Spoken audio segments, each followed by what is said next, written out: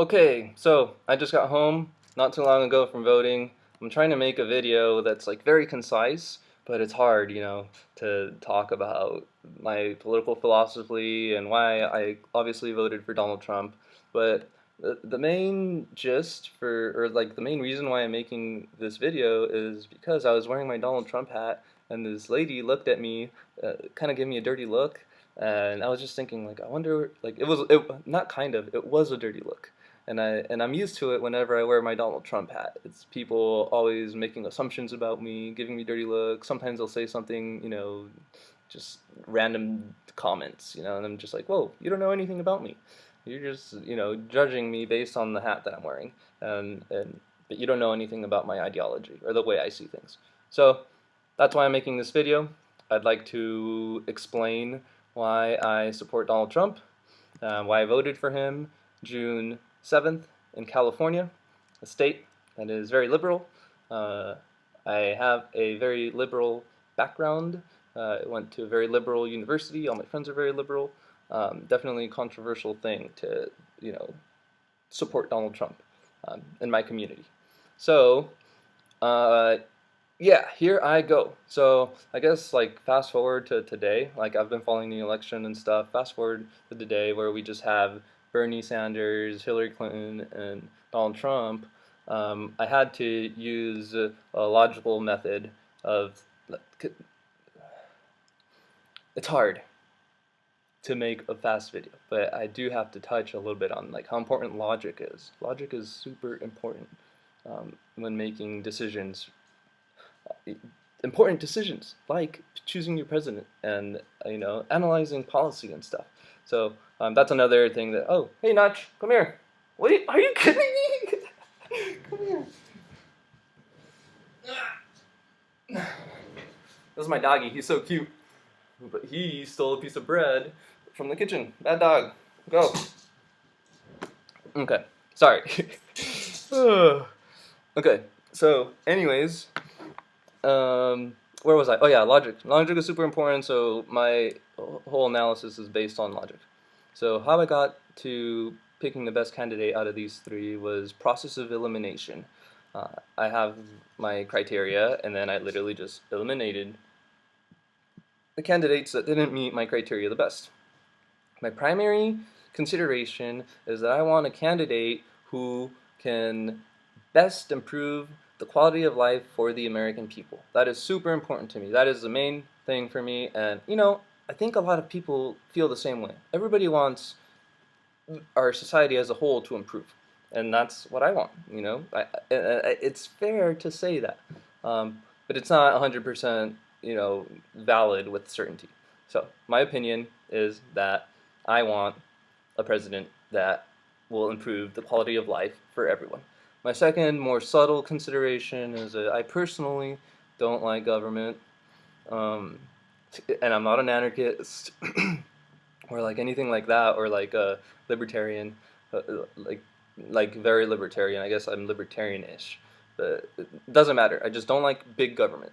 I don't think it's useful, and that's based on my personal philosophy of human nature, which is that people are rational. People are rational, and they generally make good decisions for themselves. And if you can believe that, if you believe that people are rational and they can make good decisions for themselves, then I think you will really understand where I'm coming from, and maybe take side with me, or at least understand that that's how I think as a Donald Trump supporter, and that's how a lot of other supporters also think, because we're rational people. So yeah, you have to accept that premise. You have to accept the premise that people are rational and make good decisions, and that my considerations were that I don't like big government, and that I want a candidate who's committed to improving the commonwealth of society. If you can accept all that, I think I have a really great argument. But yeah, and you don't even have to accept it. That's also okay. But if you listen to where I'm coming from, based on that information, then I still think I have a good argument. And you can totally disagree with my premise, with the premises, with what my considerations were, and with my philosophy on human nature is, you can totally disagree with that.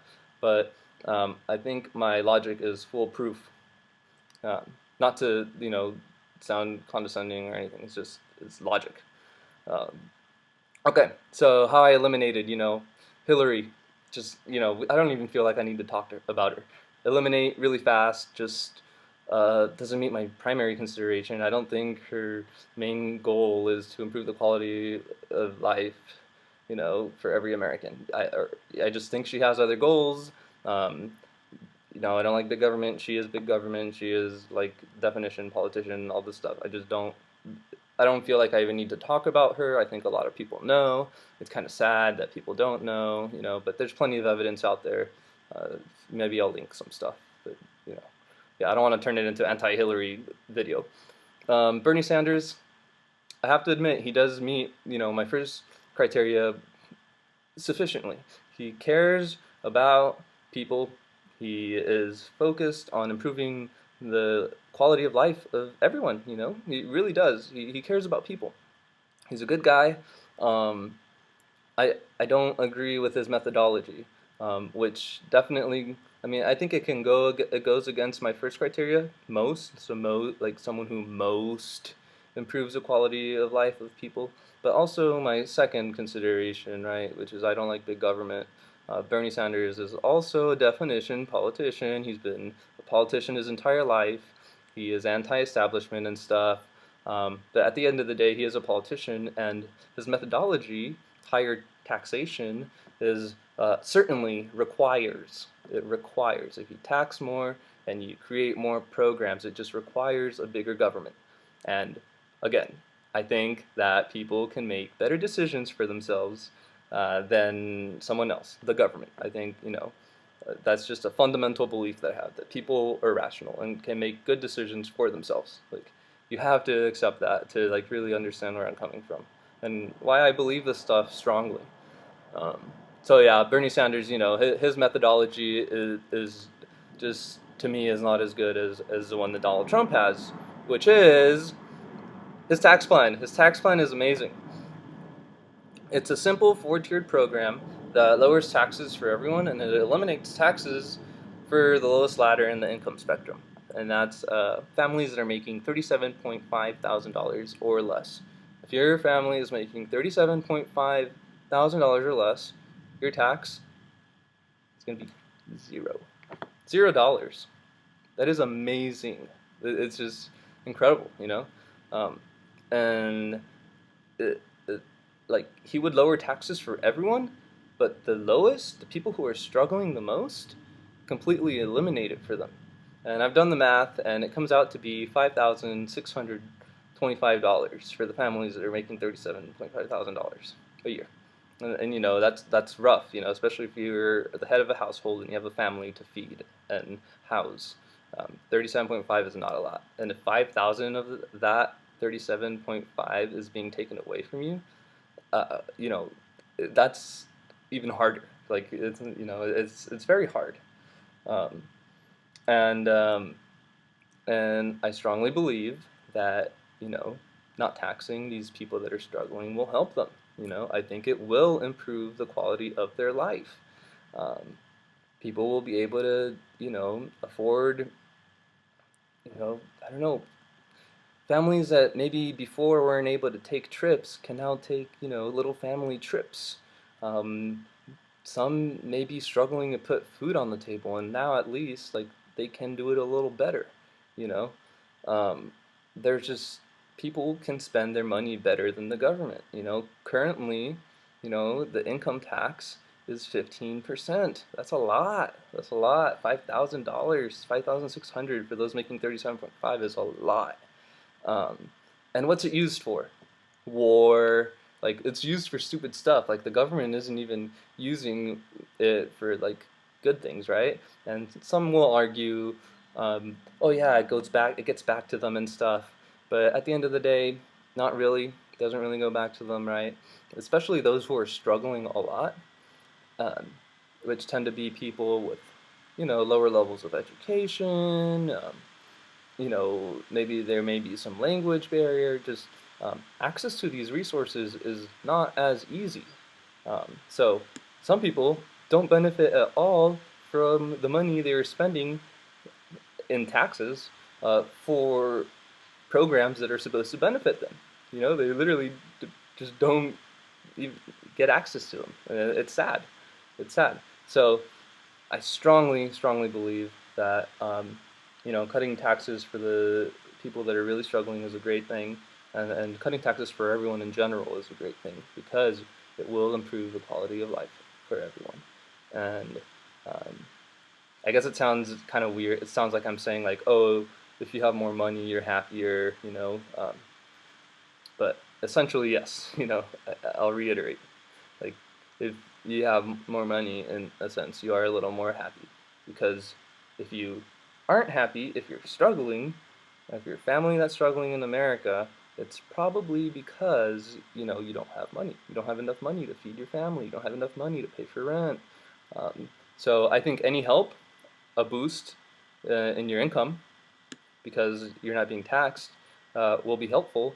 And then on a more macroeconomic perspective, I won't get too deep into it because I know it's boring, and maybe I didn't mention that I have a degree in economics. So I like to think about economics a little more than the average person my age, or the average person in general.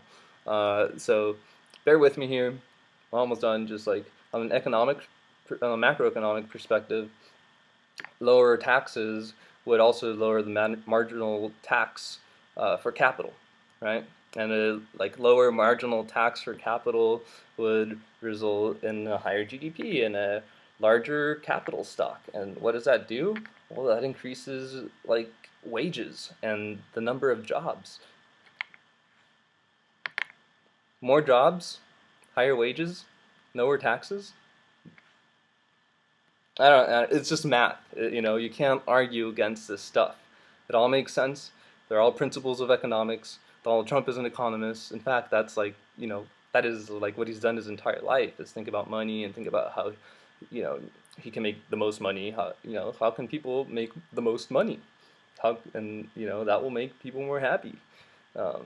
And so he realized, hey, I'm gonna not tax people as much, which also means I'm not going to spend as much money. Do you guys remember my dog? He was next to me a little bit. He's on the floor, but he just farted. It smells horrible. But anyways, lower taxation can also be just seen as less government spending.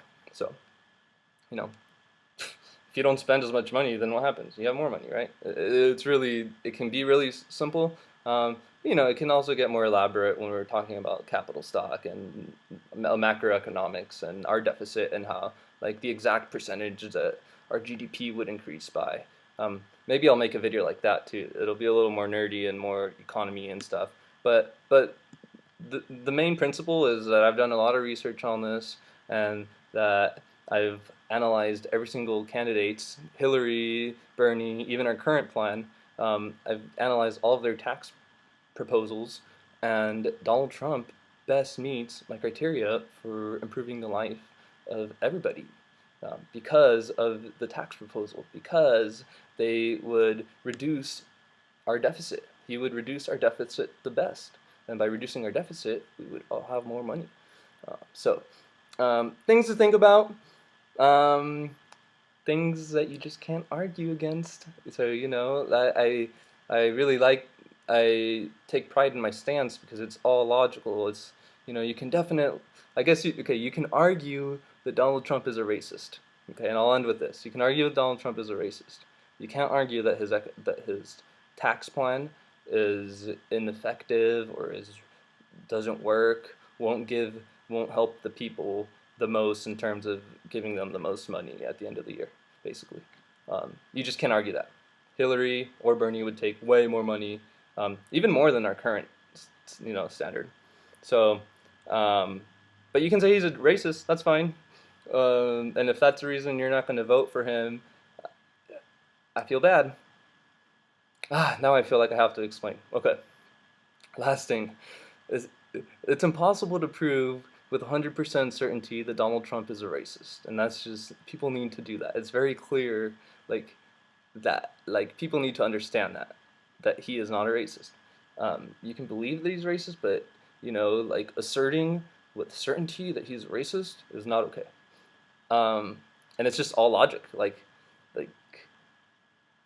you know, what you can prove with certainty is that he's not a racist using logic. So you can actually do the opposite using logic, right?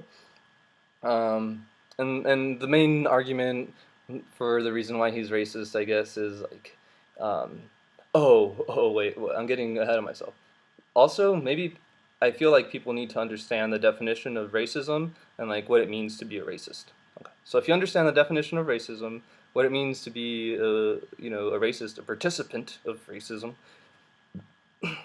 excuse me, then um, your job would be to like conclude from the definition and the evidence instances of him being racist, um, uh, that he is a racist. You have to use the evidence to support your argument. So I think the biggest argument is like the time that he said that Mexicans are rapists and criminals, and that was like the big thing on the news. The media portrayed it as Donald Trump being a racist and stuff. Real quick logic lesson is okay. So what was his statement, right? Illegal Mexicans. What is that? It's two things, two conditions. That's called a sufficient condition. So two conditions to sufficiently make this argument that he's about to make. You have to be an illegal. You have to be an illegal immigrant from Mexico. From Mexico. You can get even deeper by like being like, whoa, does that even mean that you have to be of Mexican heritage? No, you just have to be an illegal that came from Mexico. It could be a Guatemalan or something. But anyways, whatever. Let's just keep it simple. Two conditions: illegal, Mexican. What is his conclusion? What does he say? His necessary is some are rapists, some are criminals, some do drugs, and some are good people, I guess. Or that's like that's the quote. It's something along those lines. What I do know for sure is that he said some. Some are racist, some are criminals. Um, Definition of some is one or more. Um, Therefore, are some people that meet the two conditions are some people that are illegal and from Mexico. Rapists? There is at least one rapist out here from Mexico that is an illegal, right? It's proven. There's like the case in San Francisco. Um, is there one illegal Mexican that is a criminal? Yeah. Is there an illegal Mexican that does drugs? Yeah. Yada yada yada. My point is, his argument is actually a valid, logical argument with 100% certainty. Hard.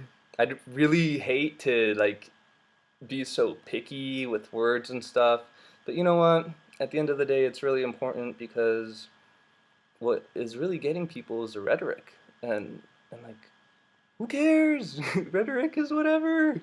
We have to analyze carefully the words that he is saying. I think people need to do that and kind of step away from the tone, and that is my personal belief. So you know what? If rhetoric is really like what bases your decision to not support Donald Trump, I understand. I don't understand, but that's fine. Then I understand the argument being made. But it's definitely cringeworthy for me to like listen to people who claim to be logical or smart or whatever. And I'm not saying that they're dumb, but it's just people that are logical. If you're claiming to be logical and you claim that Donald Trump is a racist, you need a lesson in logic, or like I'm being condescending. It's hard. It's hard because generally I'm a very nice person, but it's stuff I like believe strongly, so it's tough. It's tough to understand how people can make these conclusions. And the reason why I feel so strongly about it is because at the end of the day it affects me, and I've been cursed out because I'm a Donald Trump supporter. I've been, harassed. I've been to Donald Trump rallies, and I literally do not engage in uh, activism, I guess. So I don't go out in public and hold hands. The most activism I do is this, and I only wear it very special occasions, very patriotic occasions, like voting or going to Donald Trump rally or Memorial Day, little things like that. I'm not gonna just randomly wear this to, I don't know, go to the grocery store or something. I don't think um, for, the reason why is because of the fact that I'm judged and people are mean to me, and yeah, it's not nice when people are mean to you, um, and if you want to talk about rhetoric and claim that Donald Trump is mean and not nice, and it's contradictory to be mean yourself, right? Especially because you don't know the person and stuff. So, wow, I was trying to talk really fast to make this, a quick video, but it's just hard because there's so much, and I feel like there was, I wish I could talk about it a lot more. But that's generally it.